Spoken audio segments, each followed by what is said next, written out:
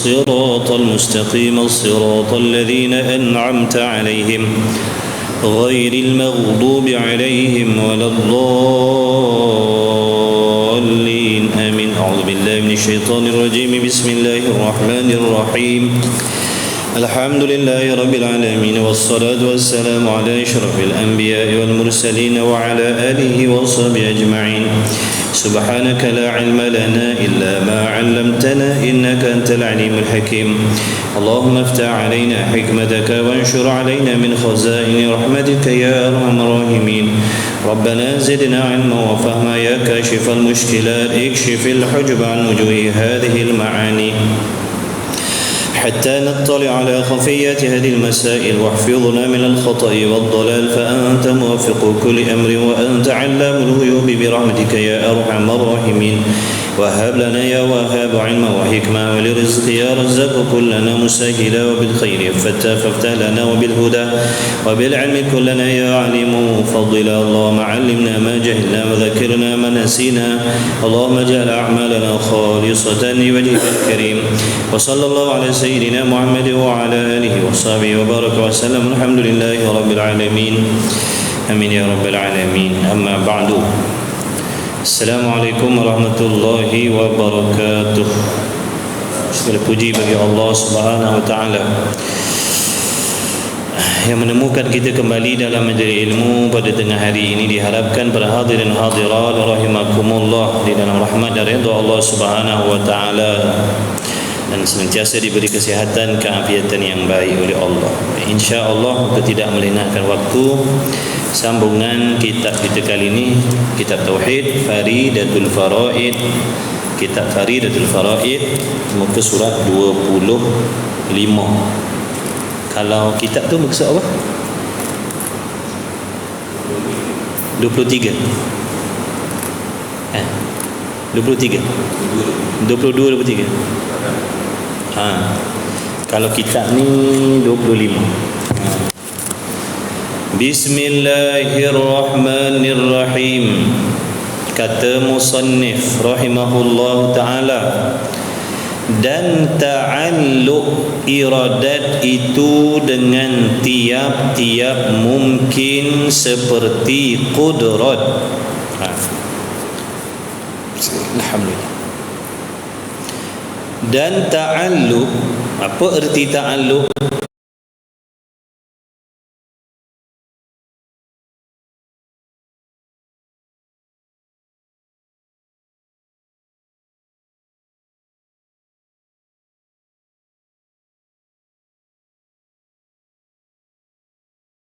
Tugasan sifat iradat,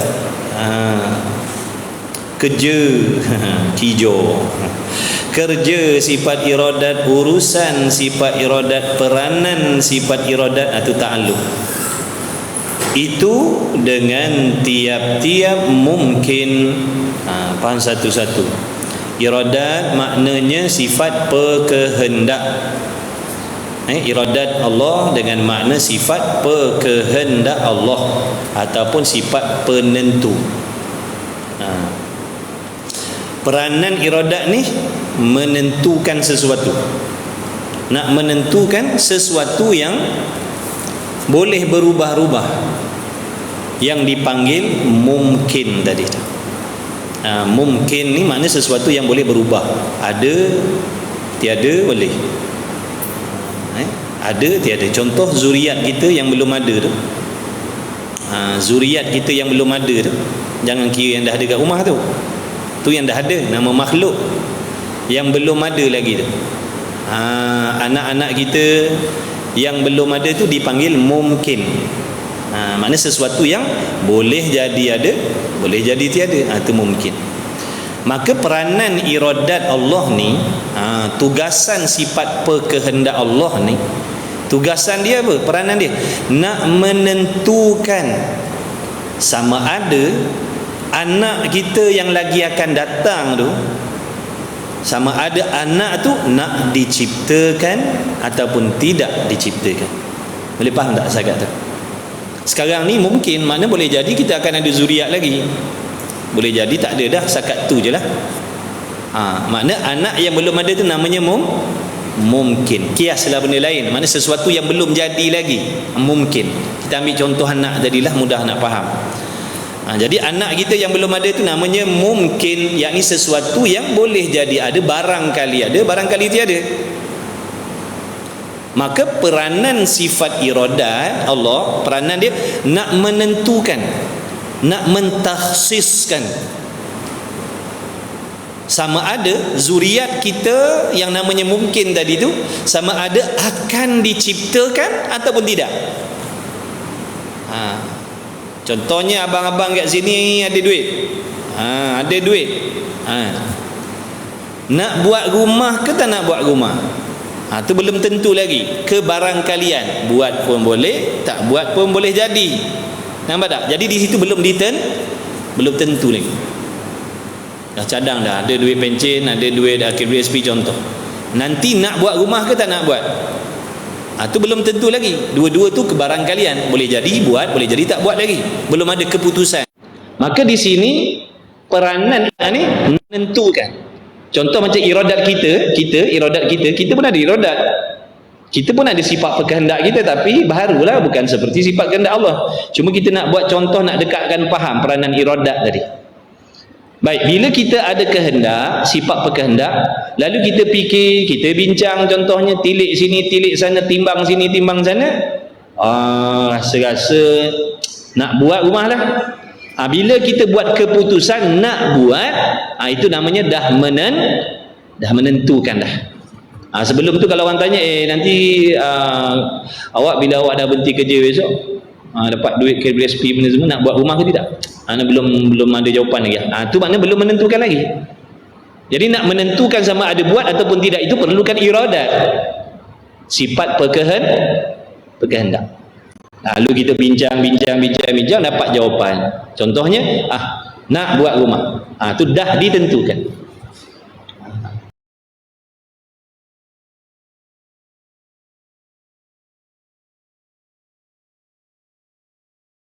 Kita kiaskan tadi masalah anak kita.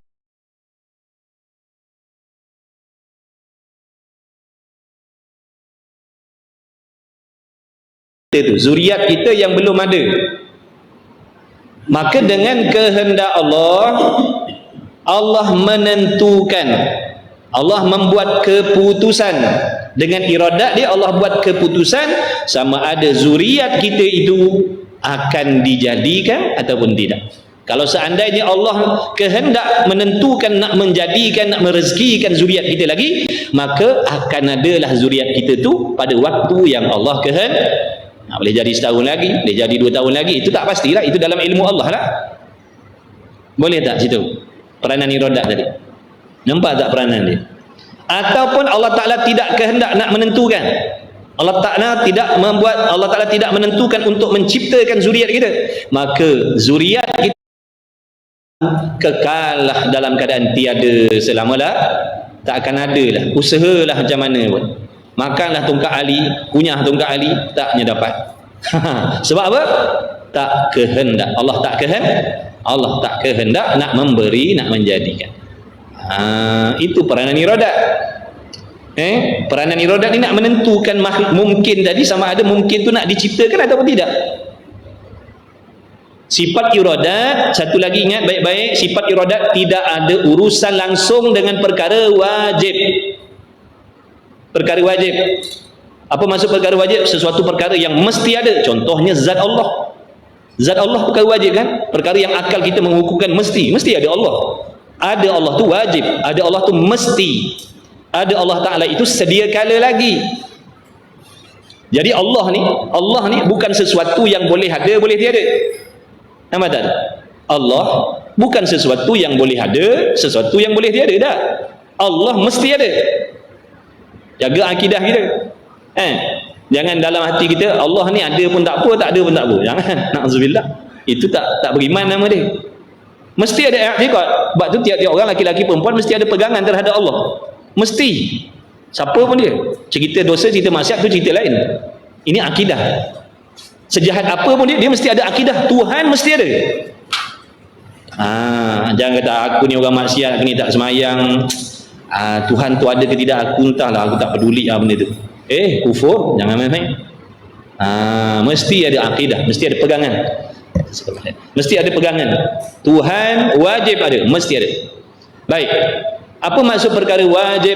Wajib itu bermaksud sesuatu yang mesti ada sedia kala lagi, dan sesuatu yang tidak boleh berubah menjadi tiada. Itu perkara wajib. Maka faham di sini, sifat iradat tidak ada urusan untuk menentukan perkara yang wajib. Kerana perkara yang wajib itu ada bukan disebabkan oleh, ditentukan oleh Allah.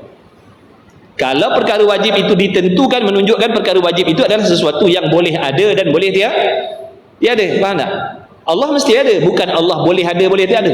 Yang nak ditentukan ni, yang nak ditentukan dengan iradat ni, sesuatu yang boleh ada dan boleh tiada, yang dinamakan mungkin. Sesuatu yang boleh ada boleh tiada, ini yang perlu ditentukan. Allah bukan sesuatu yang boleh ada dan boleh tiada. Allah mesti ada, wajib ada. Sebab itu iradat tidak bertakluk dengan perkara yang wajib. Apa lagi contoh perkara yang wajib? Zat Allah dan segala sifat-sifat kamalat Allah. Segala sifat kesempurnaan Allah Ta'ala itu semuanya masuk dalam perkara yang wajib. Perkara yang mesti ada sedia kala lagi dan kekal ada, tidak akan berubah sampai bila-bila. Ada semata-mata ada, tak boleh berubah. Jadi boleh tak kita nak kata begini? Contoh, kita nak buat ayat, kita nak kata gini. Allah Ta'ala itu Allah lah yang menentukan, dia berkuasa. Boleh tak kita nak cakap gitu? Boleh tak kita nak cakap gitu? Allah yang menentukan, dia berkuasa. Allah yang nak, dia berkuasa. Allah yang menetapkan, dia berkuasa. Boleh tak nak kata gitu? Tak boleh, kerana kekuasaan Allah itu wajib. Kekuasaan Allah itu wajib. Kalau kita kata Allah yang menentukan, dia berkuasa, maksudnya kalau Allah tidak menentukan dia berkuasa, boleh jadi dia bersifat lemah. Padahal sifat lemah tu mustahil, tak boleh terima pada akal, sekali-kali ada pada Allah. Faham baik-baik peranan iradat ni, supaya kita boleh membezakan di antara iradat kita makhluk dengan iradat Allah. Jadi sifat iradat Allah, ta'alluq iradat Allah itu dengan tiap-tiap mungkin. Mungkin saja, benda harus saja. Benda harus sahaja yang masuk di bawah urusan ataupun peranan sifat iradat. Adapun perkara wajib tidak masuk dalam urusan iradat. Begitulah juga perkara yang mustahil juga tidak masuk dalam urusan iradat Allah. Baik, anak kita tadi, contoh anak kita ataupun seorang tu tiada zuriat, daripada awal sampai sekarang tak ada zuriat dah. Kita boleh kata begini, pasangan tu, Polan dan Polanah tu, tak ada zuriat sejak mula kahwin sampai sekarang, tak ada zuriat. Kenapa ya? Kita boleh jawab gini, kerana tidak ditentukan oleh Allah. Makna Allah tidak menentukan yang dia ada zuriat, maka tiadalah zuriat dia. Maksudnya kalau Allah menentukan, nescaya adalah zuriat dia. Baik, tiada anak bagi Allah. Ni tadi cerita anak manusia, ni anak Tuhan pula. Anak Tuhan tu perkara apa? Wajib ke? Mustahil ke? Harus? Mustahil. Jadi boleh tak kita nak kata gini, tiadanya anak Allah itu sebab Allah tidak kehendak? Boleh tak nak kata gitu? Macam kita kata tadi, pasangan tu tak ada zuriat sebab Tuhan tak kehendak. Betul, sebab zuriat dia mungkin. Kita nak kata gini pula, Tuhan tu tiada anak, Tuhan tu tidak beranak sebab dia tidak menentukan. Boleh tak nak kata gitu? Pun tak boleh. Kalau kita kata begitu, menunjukkan seandainya ditentukan, anak Tuhan tu boleh jadi ada. Bertentang tak dengan Quran? Lam yalid wa lam yulad, dia tak beranak dan tak diperanakkan. Maksudnya anak Tuhan tu mustahil, bukan sesuatu yang boleh jadi ada, sesuatu yang mesti tiada. Jangan kita kata Tuhan tu tidak ada anak sebab Tuhan tak tentukan. Tuhan tak menentukan yang dia ada anak, sebab tu dia tak ada anak. Mana boleh cakap begitu. Itu dah menyamakan Tuhan dengan makhluk pula dah. Penting ngaji tauhid ni jangan main-main, ngaji sungguh-sungguh. Tak ngaji tauhid kita tak boleh beza mana pahaman yang betul, mana pahaman yang sesat. Tapi akhir zaman ni orang tak peduli nak ngaji tauhid. Sebab tu tak hairanlah orang-orang kita, orang-orang awam ni mudah terikut terpedaya dengan pahaman yang sesat. Sebab tu tak pelik. Sebab orang tak ambil peduli nak belajar tauhid. Ulama kalam kata, barang siapa yang tak belajar ilmu akidah, barang siapa yang tak belajar ilmu tauhid, dia takkan boleh membezakan yang mana akidah betul dan mana akidah yang sesat, mana pegangan yang betul dan mana pegangan yang sesat. Dia takkan boleh beza. Jadi untuk membezakan mana pahaman yang betul dan sesat, wajib ngaji ilmu tauhid. Jadi tak pelik ramai di kalangan kita yang memang tak mengaji ilmu tauhid ni. Sebab tu dia boleh menerima pahaman-pahaman yang menyerupakan Tuhan dengan sesuatu. Tuhan ada tangan tapi tak serupa dengan tangan makhluk. Tuhan ada muka tapi mukanya tak serupa dengan makhluk. Tuhan bertempat cuma kita tak tahu mana tempatnya. Ramai orang ikut fahaman ni. Kenapa? Tak boleh membezakan manakah akidah yang betul dan yang salah. Salah siapa? Salah sendiri. Sebab apa? Sombong, tak nak ngaji. Kita bertanggungjawab di atas kesesatan akidah kita sendiri. Sebab tu tidak dinamakan ilmu ni ilmu yang fardu ain, kecuali ilmu ni sangat penting dalam ibadah. Ilmu tauhid ni tak masuk dalam kategori ilmu fardu ain kalau dia tak penting dalam urusan akidah. Sebab tu ilmu tauhid ni wajib fardu ain, tak belajar berdosa. Kita suami tak ajar isteri kita ilmu tauhid ni, dosa kita suami. Wajib kan suami mengajar isteri dia fardu ain? Bukan bagi rumah je, bukan bagi pakaian je, bukan bagi belanja je, bukan bagi makan minum je. Wajib suami mengajarkan ilmu tauhid, ilmu fiqh, ilmu tasawuf dan tajwid kepada isteri dia. Itu nafkah yang bahasa roh yang wajib dia bagi.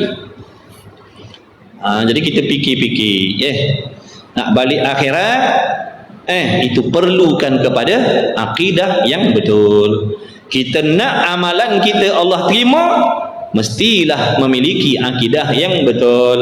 Tapi kalau kita sendiri pun tak boleh pastikan akidah dalam hati kita ni betul ataupun salah, wallahu a'lam, tak tahulah macam mana nasib besok. Tengoklah sendiri dengan mata kepala kita sendiri, berapa ramai yang orang ambil peduli belajar ilmu tauhid. Allahu Akbar. Sebab orang tak nampak bahaya. Bila kita tak nampak bahaya, kita tak bergaduh nak menyelamatkan diri. Orang yang suka bermain dengan api itu sebab dia berasa selamat main dengan api. Dia tak rasa bahaya, dia tak rasa dirinya akan mendapat mudarat dengan bermain dengan api. Sebab tu dia boleh dekat. Tapi orang yang takut, dia akan jauhkan diri. Macam itulah orang yang takut akidahnya salah, dia akan jauhkan diri. Makna jauhkan diri daripada asbab yang boleh merosakkan akidah. Apa di antara asbab merosakkan akidah? Tidak menuntut ilmu. Itu sebab merosak akidah. Boleh percaya pahaman macam-macam. Na'udzubillah. Biasa tak dengar pahaman mengatakan Tuhan bertangan. Tuhan ada tangan, tapi tangannya tak serupa. Biasa tak dengar pahaman tu? Tapi ramai yang ikut. Tuhan ada muka, tapi muka dia tak sama dengan muka makhluk. Tuhan tu bertubuh, tapi tubuhnya tak sama. Na'udzubillah min zalik.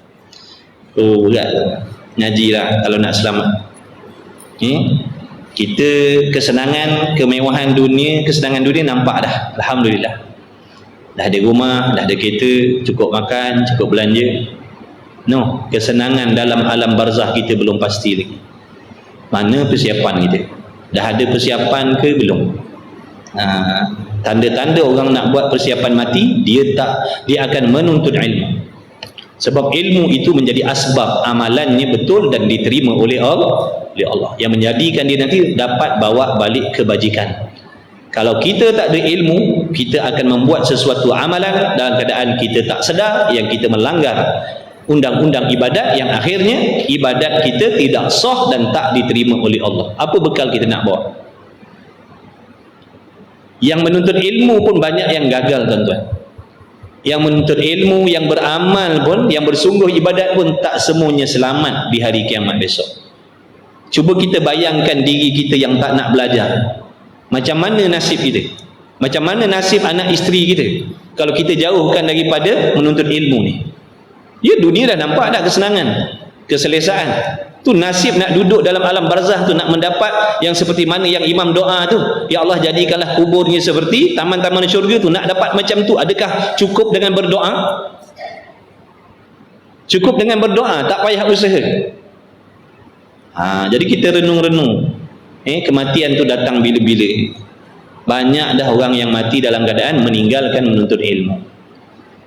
Jadi macam mana? Kita pun kata Imam Ghazali, kalau kita leka, lupa, lalai, tak mustahil nasib kita mati pun seperti mereka juga. Kalau kita tak bertindak daripada sekarang menyelamatkan diri dan anak bini kita daripada neraka Allah, tidak mustahil kita dan anak bini kita pun akan menanggung kecelakaan yang takkan berkesudahan sampai bila-bila besok. Sebab tu Nabi kata talabul ilmi faridatun, menuntut ilmu tu fardu, bukan sunat, fardu. Sama macam kita bagi nafkah tu, fardu, wajib atas suami bagi nafkah kepada isteri, wajib juga atas suami memberi pendidikan agama fardu ain kepada isteri dan anak-anak dia. Mengajilah sementara ada masa waktu, gunakan. Buat jadual mengaji baik-baik, belum terlambat lagi. Uruskan balik masa kita, atur balik. Waktu cari makan, waktu cari ilmu yang fardu, cari. Kalau tak nanti kita menyesal. Kita menyesal besok. Baik, itu ta'alluq iradat.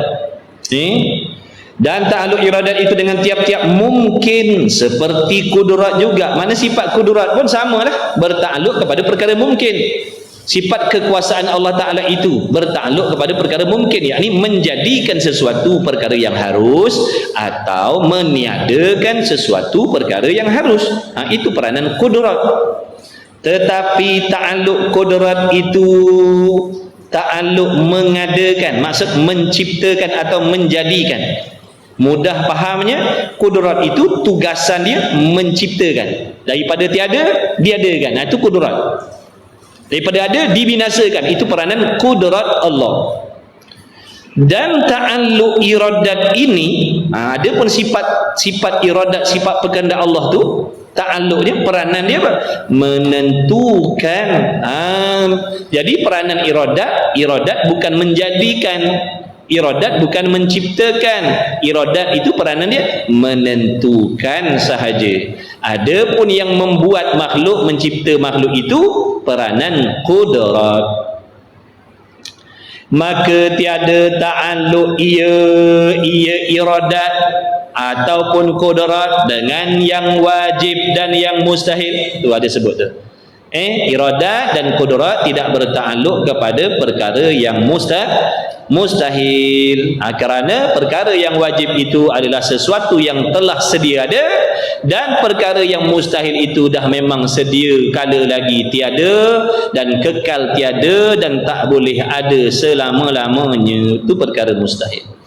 Yang ada, yang wajib tak boleh berubah menjadi tiada, yang mustahil tak boleh berubah menjadi ada. Yang boleh berubah menjadi ada ataupun menjadi tiada ni perkara yang harus ataupun dipanggil mungkin. Dan melengkapi mungkin itu akan yang baik dan yang jahat. Ni akidah kita. Macam mana pegangan kita dalam hati terhadap perkara baik dan perkara yang tak baik, perkara yang seronok dengan yang tak seronok? Macam mana pegangan kita? Adakah kita berpegang bahawasanya yang baik-baik itu adalah daripada Allah, yang jahat itu bukan ditentukan oleh Allah, yang tak sedap, yang tak seronok itu bukan daripada Allah, yang sedap-sedap, yang seronok-seronok saja Allah yang tentukan? Ataupun bagaimana pegangan kita? Kepahaman dan pegangan kita dalam hati macam mana? Mesti kena ada pegangan. Di dalam bab akidah ni pegangan dia tak boleh campur. Yang baik pun kita ambil, yang salah pun kita ambil. Tak boleh. Dia mesti salah satu. Tak kufur beriman, tu je dalam bab akidah. Tak kufur beriman, dia tak boleh campur. Dia tak boleh campur. I'tikad yang betul pun kita pakai, i'tikad yang salah pun kita ambil satu dua kita pakai juga. Tak boleh. Benda najis kalau campur dengan benda suci, automatik jadi najis. Akidah yang betul bercampur dengan akidah yang sesat, automatik dia jadi sesat. Sebab tu kita wajib ada ilmu supaya kita boleh memerhatikan dan boleh mengesan mana akidah yang salah. Bila kita ada ilmu nampak, oh ini fahaman salah, kita boleh tolak, kita boleh jauhkan diri. Tapi kalau sendiri kita tak boleh nak bezakan betul ke salah ni, pakai je lah, habis. Pakai je lah, silap-silap yang kita pakai itu fahaman yang merosakkan akidah kita. Sembahyang, puasa-puasa, zakat, haji, umrah, wakaf, rupa-rupa akidah sesat, rupa akidahnya salah. Nanti menyesallah kita. Ya Allah, mana pahala amal? Dulu dalam dunia semua aku buat. Yang kau suruh aku buat, yang kau larang aku tinggalkan. Tapi mana kebajikan? Kenapa jadi dosa pula ni? Rupa-rupanya tak sah. Amal tak diterima. Semak, apa punca tak terima? Akidah sesat. Kan bukankah agama tu bermaksud undang-undang? Akidah ni ada undang-undang. Sembahyang ada tak undang-undang? Ada. Boleh tak kita nak buat undang-undang sendiri sembahyang? Belum zuhur lagi kita sembahyang zuhur. Mana boleh? Ataupun sembahyang tak ada tumak nina, ataupun sembahyang tak nak baca Fatihah, boleh? Tak boleh. Sebab ada undang-undang. Kalau solat, kita buat solat langgar undang-undang, batal solat. Kalau akidah langgar undang-undang, jadi murtad. Kalau undang-undang ibadah, contohnya undang-undang puasa ada undang-undang. Tiba-tiba kita berpuasa dalam keadaan langgar undang-undang puasa, batal tak puasa? Batal puasa. Akidah, pegangan dalam hati pun ada undang-undang dia. Tak boleh kita nak meletakkan kepercayaan sebarangan, tak boleh. Ada undang-undang ni. Nak percayakan Allah ni bagaimana? Apa yang mesti ada pada Allah, apa yang tidak ada pada Allah. Yang tidak ada pada Allah jangan disifatkan pada Allah. Yang ada pada Allah jangan dinafikan. Tiba-tiba kita tak tahu. Bila kita tak tahu, kita pun dalam keadaan tak sedar ada undang-undang akidah yang kita langgar. Boleh jadi yang wajib bagi Allah kita nafikan, yang mustahil bagi Allah kita isbatkan pada Allah. Maka membatalkan iman dia, membatalkan akidahnya tanpa dia sedar. Itu nanti menyesal. Belajarlah, ini belajarlah. Fikir tu, kullu nafsin dha'iqatul maut. Kita akan mati. Mati besok tak ada dah cerita pasal gaji, jawatan, rumah. Tak ada dah. Fikir amalan kita Allah terima ke Allah tolak. Tu je. Iman kita sah ataupun kufur. Tu je. Jadi apa persiapan kita? Ulama pesan, kalau dah ada dalam pengurusan waktu hidup kita atas dunia ni, waktu cari makan sekian, kemudian ada waktu menuntut ilmu yang fardu ain sekian, cukuplah tu. Kata ulama, betul dah cari hidup macam tu. Betul dah. Cari nafkah pun ada, cari ilmu fardu ain pun ada. Jadi golongan ni besok yang macam ni, di hari kiamat besok dia tak akan menyesal. Walaupun kedudukannya tidak sehebat orang-orang yang lain tu, nabi-nabi, rasul-rasul, aulia illahi solihin tu, abidin tu, orang-orang yang ahli ibadat tu, tapi golongan ni paling tidak dia tidak menyesal di hari kiamat. Kerana apa?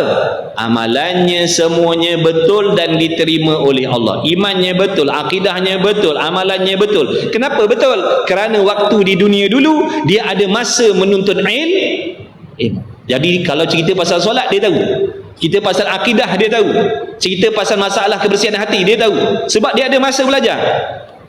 Dia tahu nak jaga hatinya, nak bersihkan hatinya, nak menghasilkan ikhlas bagaimana, nak menjauhkan dirinya daripada membuat benda-benda yang merosakkan pahala amal ibadat. Dia tahu sebab dia belajar. Jadi golongan ni kata ulama besok di hari kiamat dia tidak begitu menyesal kerana amalannya betul dan diterima oleh Allah. Jadi orang ni dapat dua keselamatan, dua kesenangan, dua kebahagiaan. Di dunia dia selamat, dia sejahtera. Allah bagi dia taufik, bagi jawatan, bagi kerja.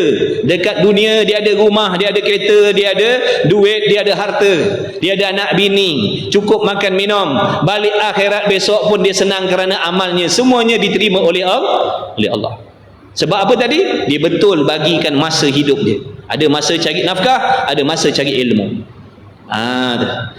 Yang malangnya satu golongan ni habis segala masanya digunakan untuk mencari dunia. Bersibuk berbimbang dengan nak mencari penghormatan, kekayaan, nama baik, puji-pujian dan sebagainya, sehingga dia tak ada masa untuk belajar ilmu yang wajib untuk diri dia. Dia tak ada masa nak ambil tahu tentang Tuhan dia sendiri. Dia tak ada masa nak memastikan akidahnya betul ataupun salah. Dia tak ada masa nak belajar undang-undang sembahyang.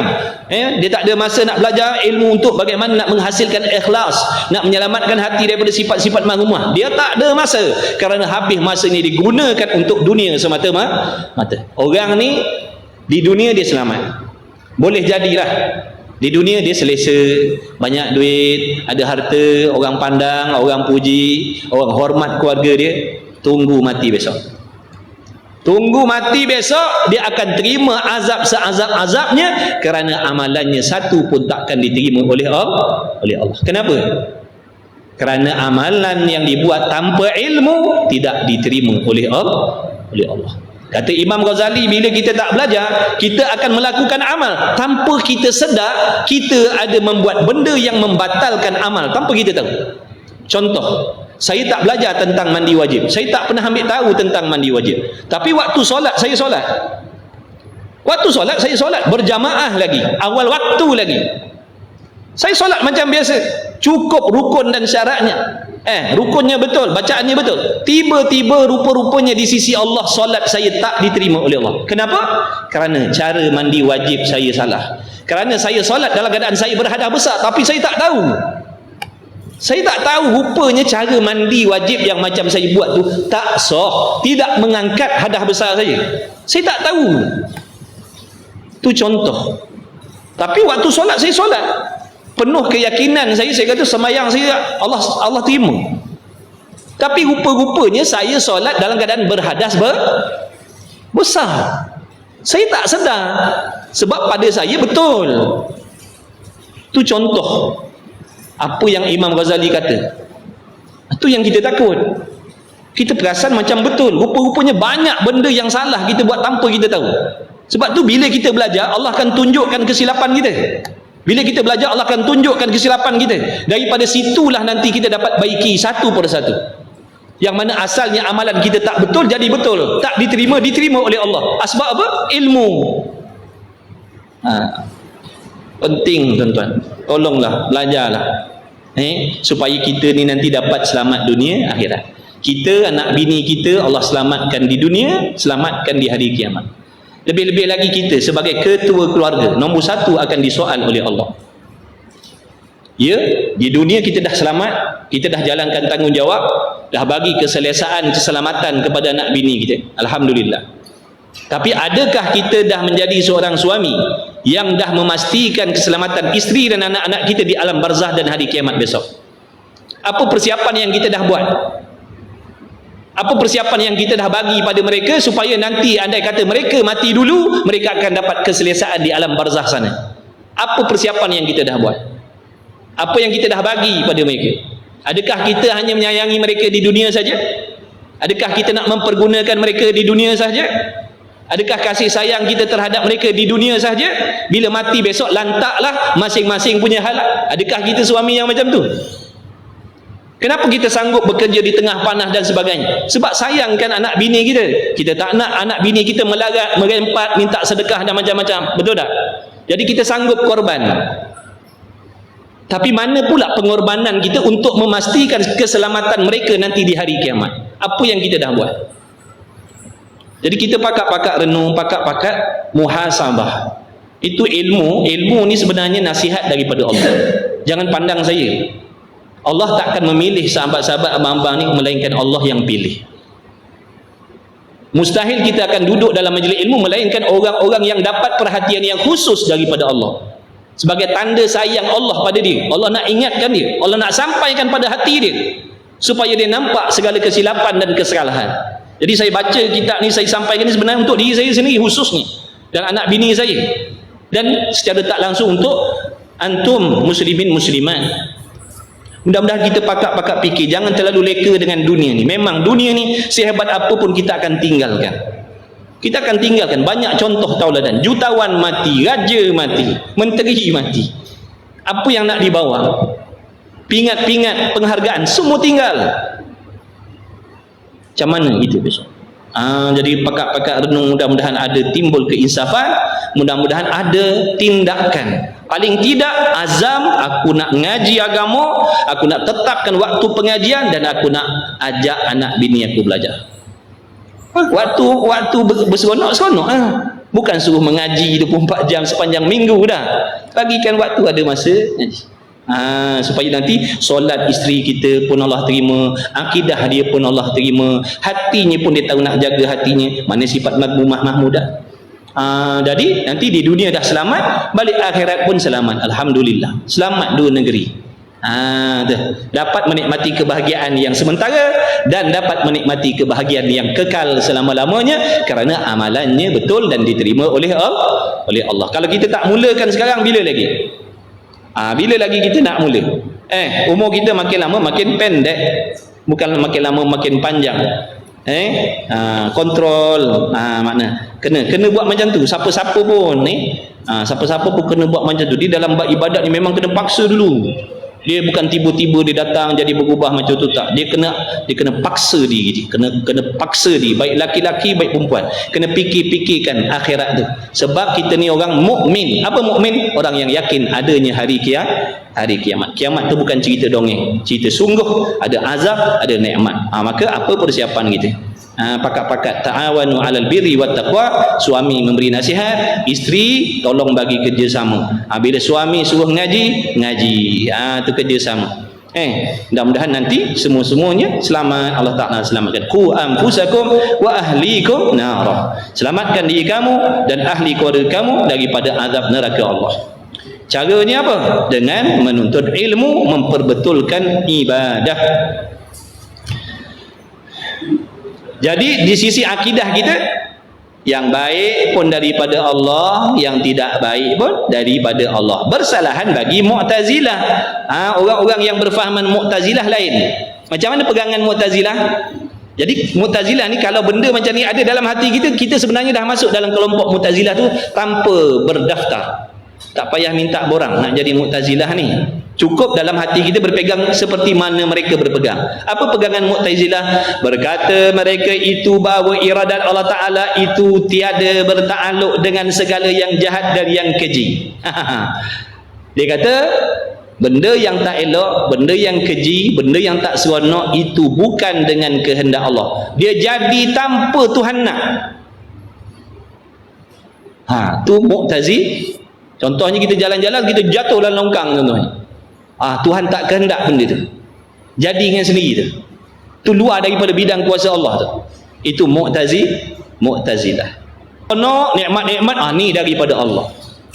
Kalau jatuh benda yang tak sedap, tak suruh, ini bukan daripada Allah. Allah tak kehendak benda ni, tapi berlaku sakit, bukan Allah kehendak tu. Mu'tazilah. Kita ahli sunnah tak? Kita ahli sunnah sama ada buruk, baik, taat, maksiat, seronok, tidak. Kesemuanya itu telah ditentukan oleh Allah sedia kala lagi dengan iradatnya. Tu kita ahli sunnah. Buruk, baik, taat, maksiat, iman, kufur, itu semua kehendak Allah. Ni kita alhamdulillah, Allah kehendak menentukan kita sedia kala lagi menjadi umatnya Nabi Muhammad SAW yang beriman. Alhamdulillah. Yang mereka-mereka tu Allah tidak kehendak memberi iman kepada mereka, sebab tu duduk dalam kufur. Jadi ada perbezaan di antara akidah Mu'tazilah dengan akidah Ahli Sunnah. Mereka kata yang keji, yang tak elok, yang jahat, yang maksiat bukan Tuhan kehendak. Maknanya ada benda berlaku dengan Tuhan tak nak. Kalau begitu sesuai tak kita nak kata Rabbul Alamin, Tuhan yang mentadbir sekalian alam? Apa yang kita faham dengan sekalian alam, mentadbir sekalian? Kalau seandainya dalam alam ni, dalam dunia ni yang kita perhatikan, ada kala berlaku benda baik, ada kala berlaku benda tak elok, betul? Kadang aman, kadang perang, betul? Kadang aman, kadang bala, macam-macam musibah. Kalau dikatakan yang baik-baik itu hanya Allah yang tentukan, yang tak baik contohnya bala, wabak, sakit, perang dan sebagainya, itu bukan daripada Allah, sesuai tak kita nak kata Allah mentadbir sekalian alam? Itu namanya mentadbir separuh alam. Itu namanya mentadbir sebahagian alam. Kerana ada benda yang berlaku di dalam alam ni yang tidak ditadbir oleh Allah. Jadi bercanggah dengan ayat Quran Rabbul Alamin. Maksud Rabbul Alamin, Tuhan yang mentadbir sekalian alam. Buruk baik yang berlaku di dalam alam ini semuanya dengan kehendak Allah dan dijadikan oleh Allah. Itu akidah yang betul, itu akidah ahli sunnah. Jangan jadi Mu'tazilah tu, kata yang baik-baik daripada Allah, yang jahat bukan daripada Allah. Tu yang ceramah tu, yang ceramah-ceramah tu, habis ceramah dia kata yang baik daripada Allah, yang kekurangan dan kelemahan itu daripada diri saya sendiri. Apa pula tu? Itu namanya adab bercakap. Adab bercakap tak apa, tapi dalam hatinya tetap beriman yang buruk baik kelemahan kekurangan itu semuanya hakikat daripada Allah. Cuma adab bercakap. Adab bercakap kena buat cakap macam tu. Yang baik disandarkan kepada Allah, yang kurang, yang keji, yang tak elok dibangsakan kepada kelemahan diri kita sendiri. Itu adab namanya. Bila ada sesuatu yang telah ditentukan oleh Allah secara asal, contoh macam seseorang mungkin tak ada anak, tapi dia dah berdoa, dia dah berusaha, maksud dia letakkanlah hati dia, dapat dia dah pandang doa dan usaha dah, sebab benda itu dah ditentukan oleh Allah saja azali, dan ada jadi takut dia berdoa dan berusaha. Maksudnya maknanya dia nak bertawakal lah, berserah pada Allah lah tanpa usaha dah. Baik, kalau kita nakkan sesuatu tanpa usaha, boleh ke tidak kita nak sesuatu tanpa usaha atas alasan semuanya telah ditentukan oleh Allah? Betul tak pahaman tu? Jawabnya tak betul pahaman yang macam tu. Itu namanya Mu'tazilah Jabariyah. Mu'tazilah Jabariyah ni orang yang semata-mata menyerahkan segala sesuatu kepada Allah tanpa berusaha. Kita di sisi ahli sunnah wal jamaah bukan bermaksud tawakal itu bukan bermaksud meninggalkan usaha. Tawakal ni bermaksud zahirnya kita berusaha tetapi hatinya berpegang kepada Allah yang menghasilkan. Contoh macam abang-abang ni bekerja. Kalau nak ikutkan pahaman tadi, abang-abang ni orang yang tak ada tawakal ni. Kalau ikut pahaman tadi, abang-abang ni orang yang tak ada tawakal. Sebab apa? Bekerja. Kenapa nak perlu kerja? Bukankah kita dah yakin rezeki Allah dah bagi? Kalau ikut pahaman tadi tu, apa tak? Sebab tu maksud sebenar tawakal bukan meninggalkan usaha. Tawakal bermaksud hati kita tidak meletakkan kepercayaan kepada usaha yang kita buat, itulah yang memberi. Macam abang-abang ni bekerja, berusaha, tapi hati yakin siapa yang bagi rezeki? Allah. Maknanya abang-abang bertawakal. Bukan bermaksud bertawakal meninggalkan usaha macam tadi. Itu namanya orang yang berputus asa daripada rahmat Allah. Dia usaha, tiba-tiba tak dapat zuriat lagi, maka ditinggalkan usaha. Tak boleh. Itu namanya orang yang berputus asa daripada rahmat Allah. Setiap usaha yang baik, untuk membuat benda yang baik, semuanya itu diberi pahala dan kebajikan oleh Allah, walaupun yang diusahakan itu tidak berhasil. Walaupun yang kita usahakan tadi itu, contoh macam pasangan tadi, dia usaha berawat diri dia, usaha begini, usaha begitu, dengan niat nakkan zuriat, benda baik, walaupun maknanya hajat dan impiannya itu tidak dikabulkan oleh Allah, dia tetap mendapat pahala kebajikan atas usaha yang dia buat, walaupun dia tak dapat zuriat. Daripada dia mengambil sikap berputus asa, orang yang berputus asa ni adalah orang yang berpegang kepada usaha dan ikhtiar dia yang memberi. Apabila kita berpegang dengan usaha kita yang memberi, sebab tu sampai satu tahap, bila tak dapat kita akan putus asa. Kata Ibn Athaillah Sakandari, tanda-tanda orang yang hatinya bergantung dengan diri sendiri, dia akan putus asa daripada apa yang diusahakan. Buat-buat tak dapat, buat-buat tak dapat, malah dah nak buat. Sebab apa? Dia berpegang kepada usaha dia. Pada dia, usaha dia itulah yang boleh menghasilkan sesuatu. Kalau orang yang hatinya berpegang pada Allah, yang yakin sesuatu itu duduk di bawah kekuasaan Allah, bukan usaha, dia tak akan berhenti, dia tak akan mengalah. Allah Maha Kuasa nak memberi apa yang kita nak tanpa kita usaha. Betul tidak? Kita tak usaha, Allah boleh tak bagi kesenangan? Tanpa kita usaha, boleh tak Allah memberi kita kesembuhan? Boleh. Tapi kenapa Allah buka peluang supaya usaha dan ikhtiar? Kerana daripada usaha ikhtiar itulah jadi asbab kita mendapat pahala yang banyak. Ni abang-abang ni tak payah bekerja pun Allah Maha Kaya, Allah Maha Berkuasa memberi mewah. Tapi dapat tak pahala mencari nafkah? Tak dapatlah, tak buat kerja. Tak buat kerja. Tak ada kerja pun buat. Nak pahala apa? Tapi kaya. Tapi pahala tak dapat. Sebab apa? Meninggalkan usaha. Itu hikmah Allah jadikan usaha supaya nak membuka ruang kita mendapat banyak pahala dan kebajikan. Contohnya ilmu. Tak payah belajar, tak payah duduk dalam kelas ni pun Allah Maha Kuasa memberi faham. Tapi kenapa nak kena datang kelas? Kerana usaha menuntut ilmu itu diberi pahala oleh Allah dan menjadi asbab digugurkan dosa-dosa kita oleh Allah, meskipun kita tak faham apa yang disampaikan. Itu hikmah di sebalik usaha. Jadi jangan berputus asa, yakin pada Allah. Kalau Allah bagi, alhamdulillah. Kalau Allah tak bagi, ada hikmahnya. Di antara hikmahnya, Allah nak menyelamatkan kita daripada dosa yang dibuat oleh anak-anak. Kadang-kadang kita gembira dengan anak-anak kita, betul, nikmat, tapi semua tak semayang. Anak-anak kita semua tak semayang. Tu jadi nikmat ke jadi bala tu? Jadi bala bagi mak bapak dah. Jadi sangka baik dengan Allah. Allah tak bagi kita zuriat, ada hikmah. Di antaranya Allah nak menyelamatkan kita daripada fitnah yang dibawa oleh anak-anak. Wallahu subhanahu wa ta'ala a'lam wa ilmuhu wa atam. Nanti sambung lagi. Bismillahirrahmanirrahim. Alhamdulillahirabbil alamin wassalatu wassalamu ala Rasulillah wa ala alihi. Allahumma rabbana fa'na bima 'allamtana, rabbana 'allimna alladhi ma yanfa'una, rabbana faqih ahlana wa qarabati lana fi dinina ma ahli qutri untha wa dzakar. Wa sallallahu ala sayyidina Muhammad wa ala alihi wa sahbihi wa baraka wa sallam. Alhamdulillahi rabbil alamin. Taqabbalallahu minkum. La hawla wa la quwwata illa billahi al-aliyyil azim.